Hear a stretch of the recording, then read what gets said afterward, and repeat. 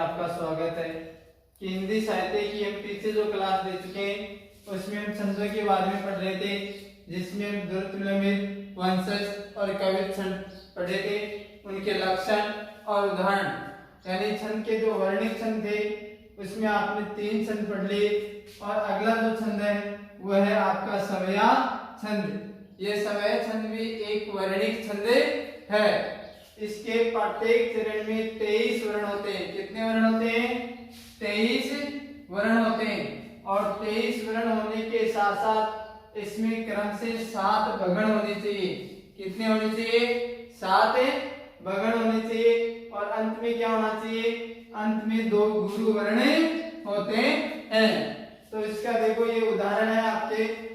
देखी विहार विवाहिन सो पद कंटक जाल लगे पूनी जोए, हाय महादुख पायो सका तुम आए इते न किते दिन खोए।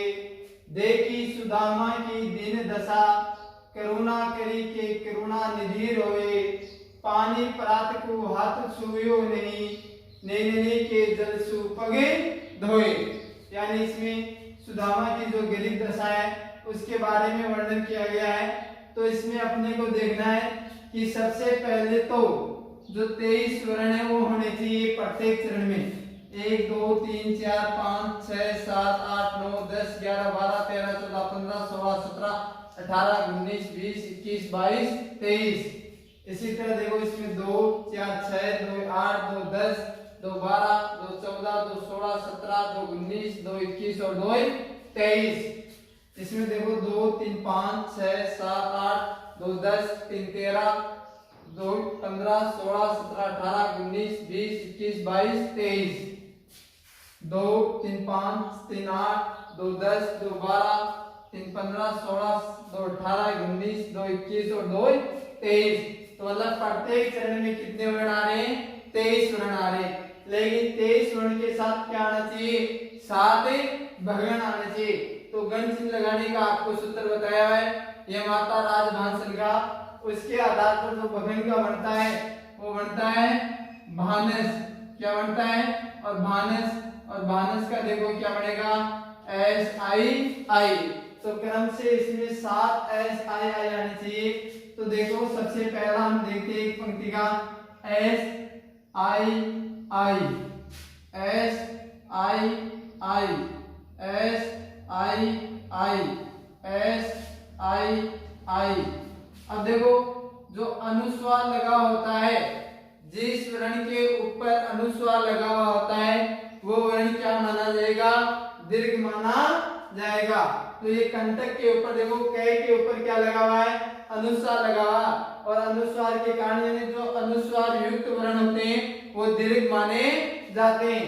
तो देखो यहाँ अनुस्वार के कारण एस आएगा, आई I S I I S I आई और एस एस।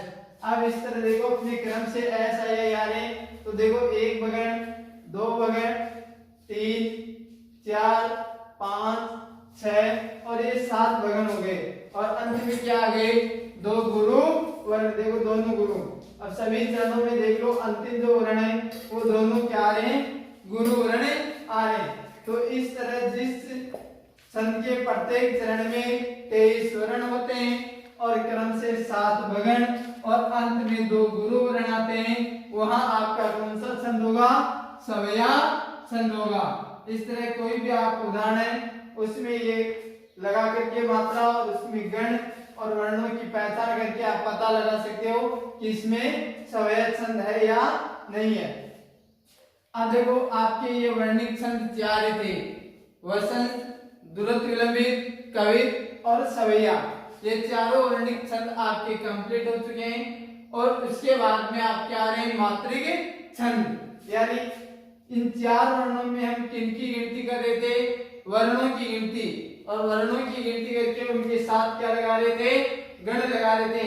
लेकिन अब जो आगे हम छंद पढ़ेंगे उन छंदों में किसकी गिनती होगी? मात्राओं की गिनती। क्योंकि ये छंद अब कौन से आ गए? मात्रिक छंद आ गए।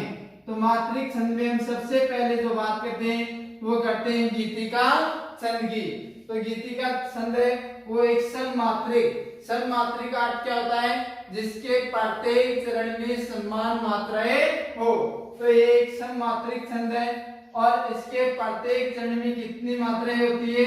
26 मात्राएं होती है। 26 मात्रा होने के साथ साथ इसमें 14 और 12 मात्राओं पर क्या होनी चाहिए? यति होनी चाहिए। यानी 26 मात्रा के साथ साथ इसमें 14 और 12 मात्राओं के ऊपर यति होनी चाहिए। तो देखो सबसे पहले हम इसका उदाहरण देखते हैं। साधु भक्तों में सुयोगी संयमी बढ़ने लगे, सभ्यता की सीढ़ियों पर सुरमन चढ़ने लगे, वेद मंत्रों की विवेकी प्रेम से पढ़ने लगे, वंशकों की छातियों में शूल से गढ़ने लगे। अब देखो इसमें मात्रा लगाते हैं। तो देखो यहाँ आएगा एस, यहाँ आएगा आई। यहाँ देखो भय के बाद में आधा क्या आ रहा है? आधा क्या आ रहा है? तो यहाँ भी क्या आएगा? गुरु। यहाँ गुरु, यहाँ गुरु, यहाँ लघु, यहाँ गुरु, यहाँ गुरु। देखो अभी बताया था जैसे कंटक पे अनुस्वार है, उसी तरह संयमी भी क्या है? अनुस्वार है। स पर अनुस्वार है तो अनुस्वार युक्त क्या लगेगा? गुरु। तो ये गुरु, ये लघु, ये गुरु, लघु, लघु, गुरु, लघु और गुरु। अब देखो मात्रिक में आपको बताया था जो लघु वर्ण होंगे उसके आ की मात्रा लगाएंगे, यानी जिसको लघु बोलते हैं, और गुरु के लिए एस की मात्रा दर्शाएंगे। लेकिन मात्रिक में मैंने बताया था जो लघु होते हैं आई दर्शाते हैं, इसकी मात्रा की गिनती कितनी होती है? 1। और जिसको एस दर्शाते हैं उसकी मात्रा की गिनती कितनी होती है? 2। तो देखो यहाँ जो एस दर्शाया है उसकी गिनती करेंगे 2 और जो आई दर्शाया है उसकी गिनती करेंगे 1। देखो 2 3 2 5 2 7 2 9 1 10 2 12 और 2 14। तो देखो यहाँ यति आ रही है। यति का मतलब कुछ रुकना होता है, अल्प विराम तरह का चिन्ह लगा होता है। तो 14 पर यति हो रही है। आगे देखो 2 3 2 5 6 7 2 9 1 10 और 2 12। आगे 12 पर तो 14 और 12 कितने होंगे? 26।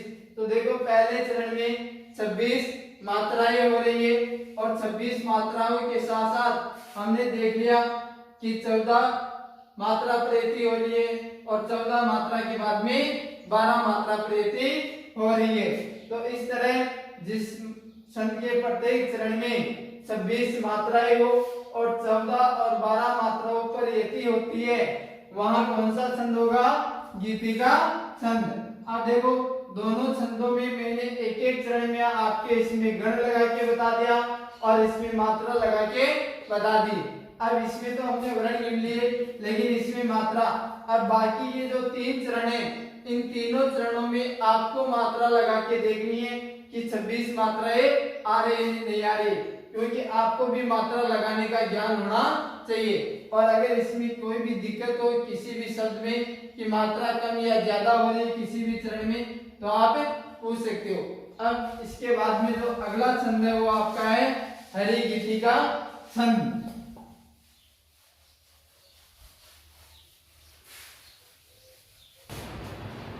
हरि गीतिका छंद का लक्षण देखो कि इसके प्रत्येक चरण में 28 मात्रा होती है। कितनी मात्रा होती है? 28 मात्रा। यानी गीतिका में 26 मात्रा हुई थी और हरि गीतिका में 28। इन दोनों में विशेष रूप से ध्यान रखना, नाम एक जैसा, इसका नाम था गीतिका, इसका हरि गीतिका, लेकिन उसमें 26 मात्राएं और इसमें 28 मात्राएं हैं। अब देखो ध्यान कैसे रहेगा कि गीतिका में 26 है, हरि गीतिका में 28। देखो गीतिका में 3 शब्द हैं तो 26 और हरि गीतिका में देखो 2 शब्द ज्यादा आ रहे हैं। हरि शब्द ये 2 शब्द ज्यादा आ रहे हैं तो गीतिका से 2 मात्रा इसमें ज्यादा हो गई। 26 में 2 जोड़ोगे तो 28। इस तरह आप इस नाम के आधार पर देख सकते हो कि जिसमें 2 शब्द ज्यादा है, जिस नाम में 2 शब्द ज्यादा है उसमें 2 मात्राएं अधिक होगी। अब देखो इसमें 16 और 12 पर थी, उसमें 14 12 पर हो रही थी और इसमें 16 और 12 पर। वही यहाँ 2 अक्षरों का फर्क है। और अंत में क्या आना चाहिए, इसमें लघु और गुरु वर्ण होना चाहिए। अब देखो इसका उदाहरण, जो चाहता संसार में कुछ मान और सम्मान है, उसके लिए उस मंत्र में बढ़कर नए और विधान है, जिसको न निज गौरव तथा निज देश का अभिमान है, वह नर नहीं नर पशु नीरा है और मर्तक सम्मान है। अब इसमें अपने को मात्रा लगा करके देखनी है कि मात्रा 28 हो रही है कि नहीं हो रही है, 16 और 12 पर यति हो रही है नहीं हो रही है। अब देखो S S I S S S I S I I S I S I S S आई और एस। अब देखो इसकी मात्रा, वही एस की 2 मात्रा गिनेंगे और आई की 1 मात्रा गिनेंगे। 2 4 5 6 7 8 9 10 11 12 13 14 15 16 17 18 19 20 21 22 23 22 23 24। देखो 2 2 4 5 6 7 8 9 10 11 12 13 14 15 16। सबसे पहले तो हम 16 पर देखो यति देखते हैं, उसके बाद में 12 अलग गिनेंगे। 2 3 4 5 6 7 8 9 10 11 12 13। अब देखो इसमें 13 आ रही है।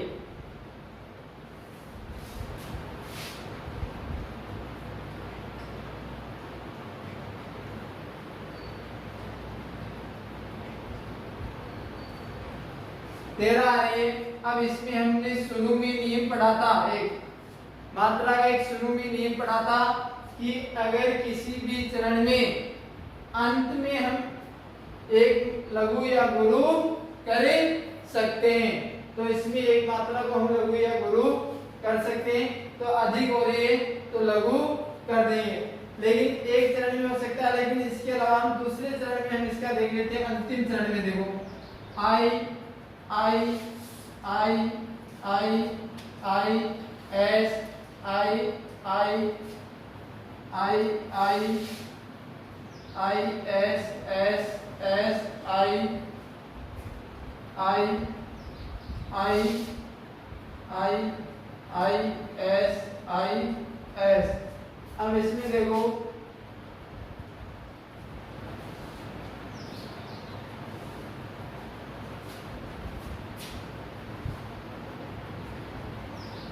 एक 2 3 4 5 6 7 8 9 10 11 12 13 14 15 16। 16 पर यति आ रही है, यति हो रही है।